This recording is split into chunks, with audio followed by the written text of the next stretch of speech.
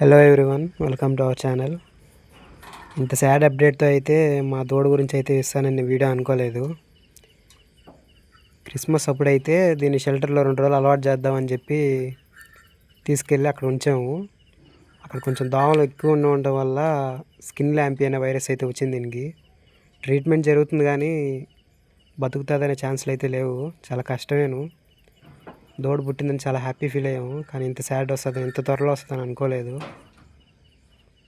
ఈ వీడియోలో చూస్తున్న వాళ్ళకైతే నేను చెప్పేది ఏంటంటే, ఒకవేళ మీకు ఆవులుండి కొత్తగా ఎవరికైనా దూడలు కానీ ఇట్లా డెలివరీ అయినప్పుడైతే ఖచ్చితంగా వెంటనే అయితే షెల్టర్లో అయితే అలవాటు చేసుకోబాకండి. ఒకవేళ షెల్టర్లో అలవాటు చేసుకుంటే మెష్తోనూ బాగా క్లీన్గా ఉండేటట్టు చూసుకోండి. మేము అది తెలియదు మాకు ఇలాంటి వైరస్ కూడా ఉంటుందని. ఫస్ట్ టైం ఇప్పుడు ఫేస్ చేయడం. ఇంకంతా దేవుడే చూసుకోవాల్సిందే.